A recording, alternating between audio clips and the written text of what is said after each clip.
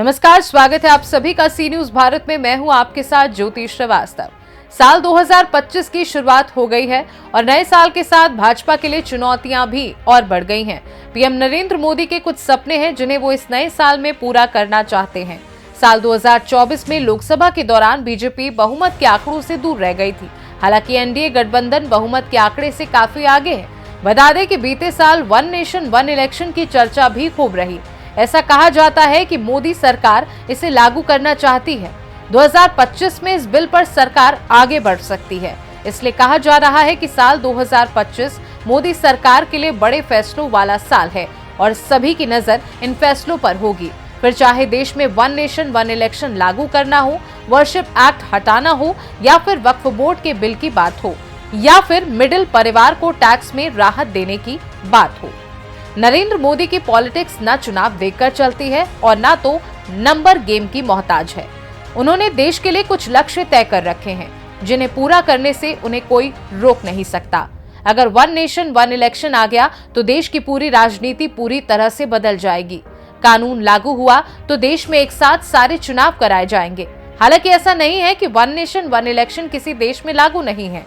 बहुत से ऐसे देश हैं जहां काफी पहले से वन नेशन वन इलेक्शन चला आ रहा है। अमेरिका में चुनाव हर 4 साल में एक निश्चित तारीख पर होते हैं। अमेरिका में हर 4 साल पर एक बार चुनाव होता है। यहाँ राष्ट्रपति, कांग्रेस और सीनेट के लिए हर 4 साल पर एक निश्चित तारीख पर चुनाव होते हैं। यूएसए में चुनाव नवंबर के पहले मंगलवार को होते हैं। फ्रांस, अमेरिका की ही तरह फ्रांस में भी वन नेशन वन इलेक्शन का प्रावधान है। हालांकि यहाँ पर हर 5 साल में एक साथ राष्ट्रपति और नेशनल असेंबली के लिए चुनाव कराए जाते हैं। स्वीडन में भी संसद और स्थानीय सरकार के लिए आम चुनाव हर 4 साल में एक साथ आयोजित कराए जाते हैं। यहाँ नगर पालिका और काउंटी परिषदों के लिए स्थानीय सरकार के चुनाव भी हर साल में राष्ट्रीय चुनाव के साथ होते हैं। कनाडा भी दुनिया के उन देशों में से एक है जहां पर वन नेशन वन इलेक्शन की पॉलिसी है। यहाँ हाउस ऑफ कॉमन्स के लिए चुनाव हर 4 साल में एक बार कराए जाते हैं। जर्मनी में भी वन नेशन वन इलेक्शन के तहत चुनाव आयोजित होते हैं। इसी तरह जापान में भी चुनाव कराए जाते हैं। इन सब के अलावा भी कई और देश हैं जहां वन नेशन वन इलेक्शन लागू है। और इतना ही नहीं, अपने देश में एक साथ चुनाव कराने का मुद्दा कोई आज का नहीं है। इसकी कोशिश इंदिरा गांधी के समय से 1983 से चल रही थी। तब इंदिरा गांधी की सरकार ने इस पर कोई ध्यान नहीं दिया और फिर 1999 में इस मुद्दे पर लॉ कमीशन ने सिफारिश की, जब अटल जी की सरकार थी। अब जाकर इतने सालों बाद मोदी सरकार ने इस पर कदम आगे बढ़ाए हैं। तो वहीं मोदी सरकार वर्शिप एक्ट में भी बड़ा बदलाव कर सकती है, क्योंकि कांग्रेस के समय में बने वर्शिप एक्ट का काफी विरोध हो रहा है। इसे हिंदू समाज अपने खिलाफ अन्याय बताते हैं। बता दें, ये कानून तत्कालीन कांग्रेस प्रधानमंत्री पीवी नरसिंह राव सरकार 1991 में लेकर आई थी। ये कानून तब आया जब बाबरी मस्जिद और अयोध्या का मुद्दा बेहद गर्म था। क्या कहता है कानून? शीर्ष अदालत ने 12 मार्च 2022 को कानून के कुछ प्रावधानों की वैधता को चुनौती देने वाली उपाध्याय द्वारा दायर याचिका पर केंद्र से जवाब मांगा था। संबंधित कानून 15 अगस्त 1947 को मौजूद धार्मिक स्थलों पर पुनः दावा करने के लिए वाद दायर करने तथा उनके चरित्र में बदलाव की मांग पर रोक लगाता है। 1991 को ये कानून कहता है कि 15 अगस्त 1947 से पहले जो धार्मिक स्थल जिस रूप में था उसी रूप में रहेगा।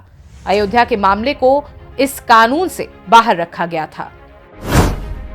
एक प्रधानमंत्री के तौर पर मोदी को बड़े बड़े फैसले तो करने ही हैं, लेकिन राजनीतिक मोर्चे पर भी उन्हें साल की शुरुआत में कई बड़े फैसले लेने हैं। जैसे साल की शुरुआत में ही बीजेपी के नए राष्ट्रीय अध्यक्ष का चुनाव होना है।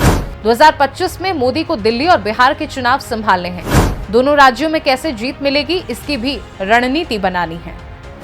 इसके अलावा फरवरी में बजट भी आने वाला है, जिस पर सभी की नजरें टिकी हुई हैं। इस बार बजट में टैक्स की बातें हो रही हैं और ये कहा जा रहा है कि टैक्स में मोदी बड़ी राहत दे सकते हैं। दिक्कत इस बात की नहीं है कि हर कदम पर टैक्स है। दिक्कत इस बात की भी नहीं है कि टैक्स भरा जा रहा है। हर आदमी हमेशा से टैक्स देते आ रहा है, लेकिन टैक्स के बदले जब उसे कोई सुविधा नहीं मिल रही है, चाहे सोशल सुरक्षा हो, हेल्थ में हो, या फिर किसी मुसीबत में किसी की नौकरी चली जाए, तो उसे मदद तो मिले। कुल मिलाकर सिर्फ तारीख और साल बदल रहा है। मोदी के काम करने का तरीका और बड़े बड़े फैसले लेने का सिलसिला न पहले रुका था और न इस साल रुकने वाला है, बल्कि मोदी के इरादे पहले से और अधिक मजबूत हो गए हैं। नरेंद्र मोदी तो बड़े फैसले करने के लिए जाने जाते हैं, लेकिन इंडी गठबंधन क्या करने वाला है ये हर कोई जानना चाहता है, क्योंकि जो गठबंधन मोदी को हराने के लिए बना था वो अब खुद ही बिखरता हुआ नजर आ रहा है। इंडी गठबंधन का साल 2024 तो आपस में लड़ते भिड़ते खत्म हो गया। इंडी गठबंधन के लिए ये साल कैसे रहने वाला है, इस रिपोर्ट में देखिए। मोदी को सत्ता में हटाने के लिए जब लोकसभा चुनाव के दौरान इंडी गठबंधन बना तो मोदी ने तभी कहा था कि मोदी को हटाने के लिए बना ये इंडी गठबंधन कुछ ही दिनों में ऐसा टूटेगा कि ना तो इंडी बचेगा और ना गठबंधन। लोकसभा चुनाव के बाद हरियाणा और महाराष्ट्र विधानसभा में भी बीजेपी ने ऐसी जीत हासिल की कि इंडी अलायंस की धज्जियां उड़ गई। पहले ममता अखिलेश मिलकर कांग्रेस और राहुल गांधी की बखिया उधेड़ रहे थे, फिर केजरीवाल की आम आदमी पार्टी ने भी कांग्रेस को छील दिया। कांग्रेस ने बैठे बिठाए आप से पंगा ले लिया और यहां तक कह दिया कि आप तो देश विरोधी है, जो किसी ने सोचा नहीं था। तो वहीं आम आदमी पार्टी ने कह दिया कि कांग्रेस बीजेपी से हाथ मिला चुकी है। उधर कांग्रेस के नेता आप नेताओं के खिलाफ एफआईआर करवा रहे हैं। आपने तो यहां तक कह दिया कि कांग्रेस को इंडी गठबंधन से बाहर निकालो। मतलब राहुल गांधी और आपके बुरे दिन चल रहे हैं इंडी अलायंस में। फिलहाल के लिए हमारी इस खास रिपोर्ट में बस इतना ही। देश दुनिया की बाकी खबरों को जानने के लिए आप देखते रहिए सी न्यूज़ भारत।